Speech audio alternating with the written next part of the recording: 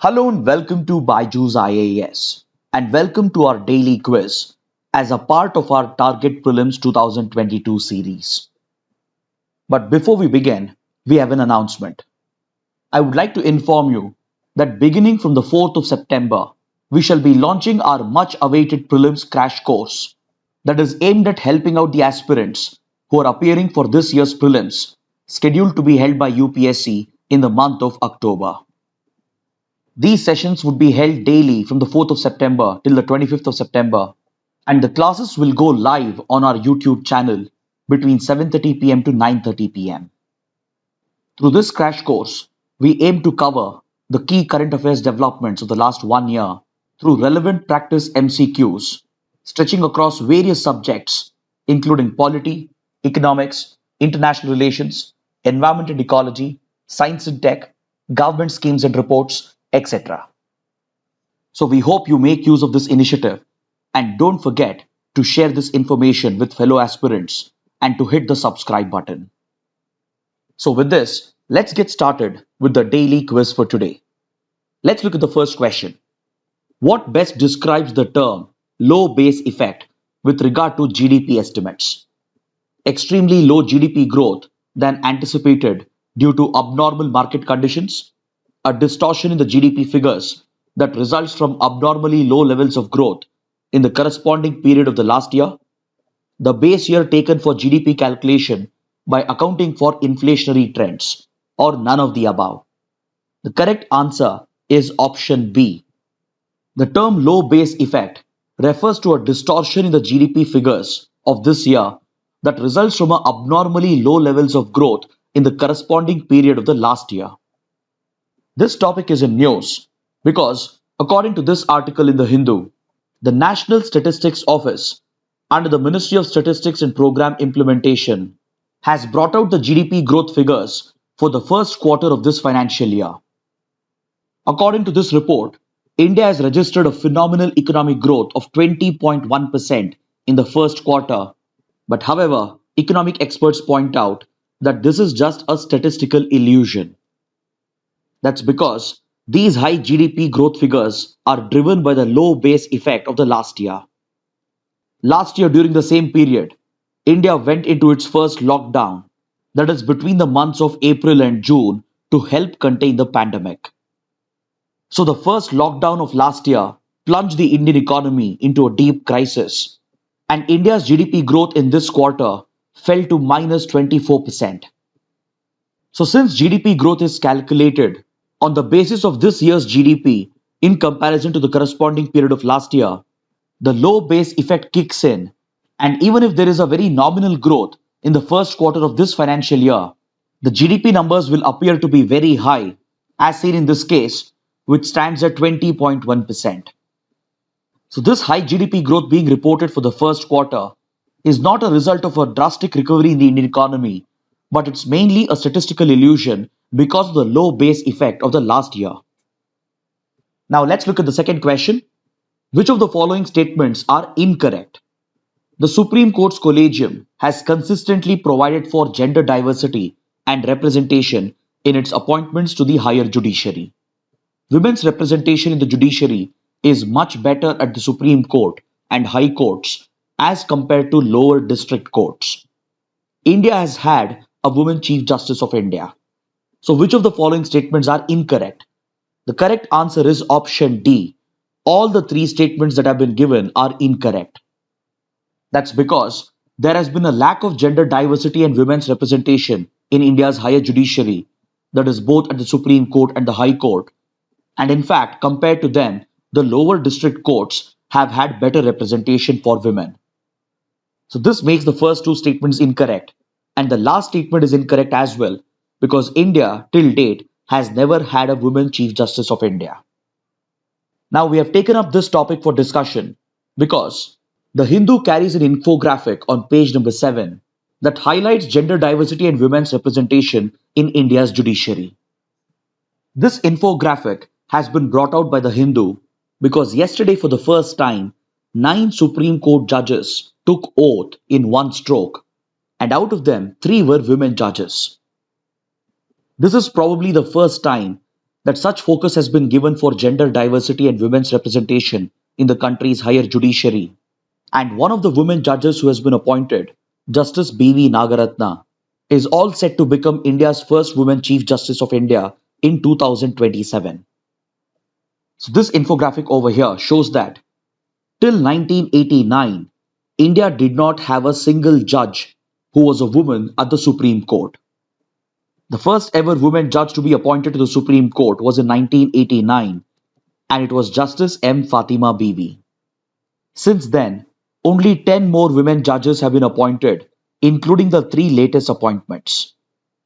So in total, the Supreme Court has seen only 11 women judges, and as a result, the overall representation of women at the Supreme Court stands at just 4.2%.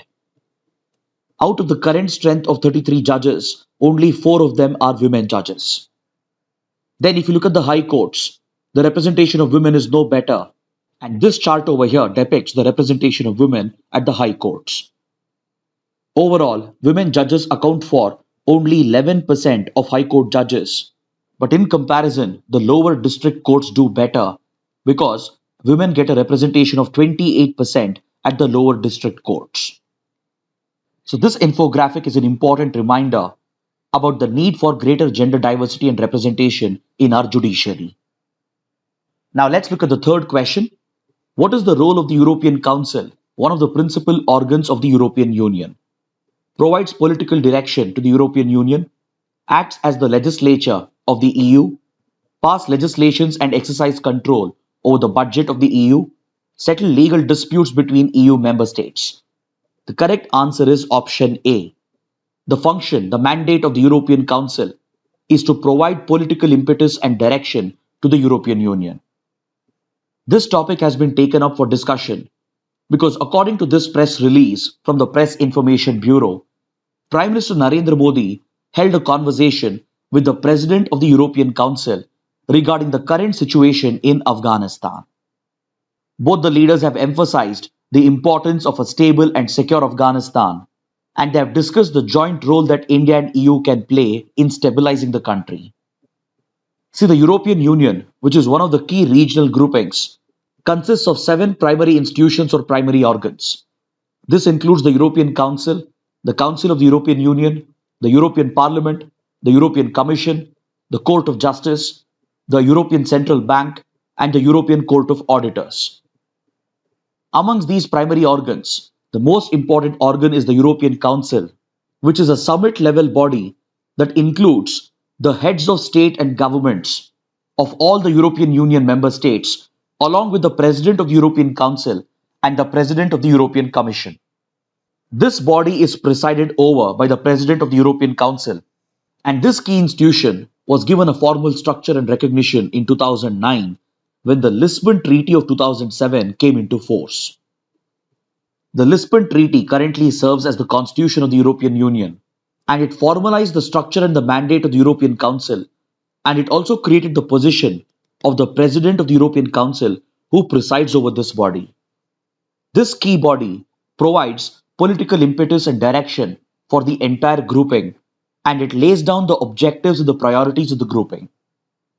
But however, the European Council is not involved in the business of legislation, and it is essentially a political advisory body which lays down the priorities and objectives for the entire organization. This council is headquartered at Brussels in Belgium. On the other hand, the Council of the European Union and the European Parliament, they function as the legislature of the European Union, and they also control the budget of the grouping. The European Commission, on the other hand, functions as the executive, which implements the decisions of the European Council and as well as the laws that have been enacted by the Council of the European Union and the European Parliament. The Court of Justice settles the disputes, the legal disputes between the member states, whereas the European Central Bank regulates the monetary policy of the Eurozone, which includes 19 countries out of the 27 members of the EU which have adopted Euro as their official currency. And finally, the Court of Auditors audit the budget and the expenditure of the European Union. Let's look at the fourth question. India Meteorological Department or IMD provides for which of the following early warning and forecasting services? Monsoon forecast, tropical cyclones, dust storms, heavy rains and snow, cold and heat waves. Select the correct answer from the code given below. The correct answer is option D, 1, 2, 3, 4 and 5. The IMD, which functions under the Ministry of Earth Sciences, provides for monsoon forecasting. It also provides for early warning services with regard to tropical cyclones in the Indian Ocean.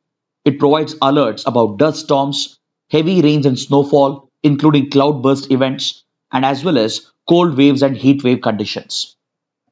This institution is in news because according to this article in the Hindu, the IMD's forecast for this year's monsoon has fallen short, and across India deficient rainfall has been recorded in the monsoon season as a result of the oceanic and atmospheric changes that are taking place in the Indian Ocean, especially in the Bay of Bengal and in the Arabian Sea.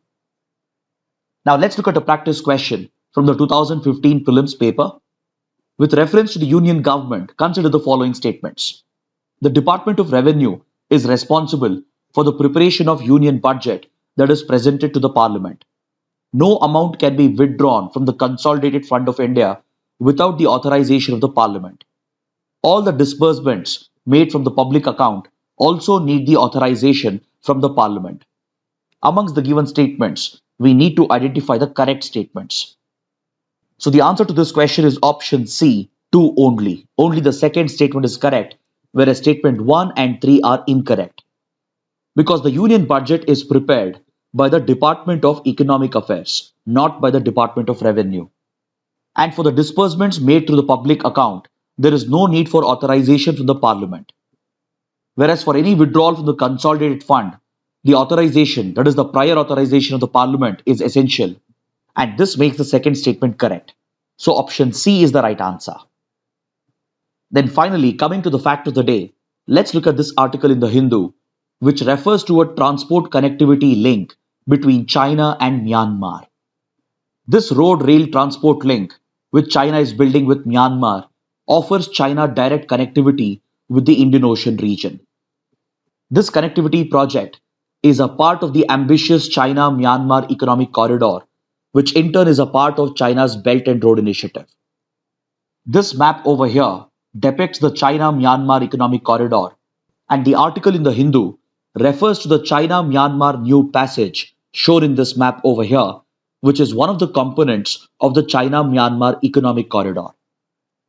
See, the Strait of Malacca that is present over here near Singapore and Indonesia has always been a strategic choke point, especially for China, because nearly 80% of China's oil imports from the Middle East passes through the strategic Strait of Malacca, and even a large volume of Chinese trade passes through the Strait of Malacca. But China has always feared that the Strait of Malacca is a strategic weakness because this narrow strait can be easily blocked in case of China's hostilities with any rival countries such as US or India. So for many years, China has been trying to bypass the Strait of Malacca, and it has been trying to gain direct access to the Indian Ocean. So under the Belt and Road Initiative, there are two key projects that China is pursuing in order to gain direct access to the Indian Ocean without having to pass through the Strait of Malacca. This includes the China-Myanmar Economic Corridor and the China-Pakistan Economic Corridor. Under the China-Myanmar Economic Corridor project, China is looking to connect its Yunnan province with key commercial centers of Myanmar, including Mandalay, Yangon, etc. And it is not only building a series of road and railway link projects, but it is also developing strategic ports such as the Kyoukphu port in the Rakhine state. So under this project, China would also be building industrial clusters and power plants along these transport corridors. And by connecting with the coastal ports of Kyoukphu and Yangon, China would be gaining direct access to the Indian Ocean, and it can bypass the Strait of Malacca. So under this ambitious project, China has built the China-Myanmar New Passage, which connects its key commercial city, Chengdu, with Yangon through a road and rail link. It is this project which has been referred to in the news article, and this will further allow China to connect directly with Singapore to transport goods to and fro between Southeast Asia and China.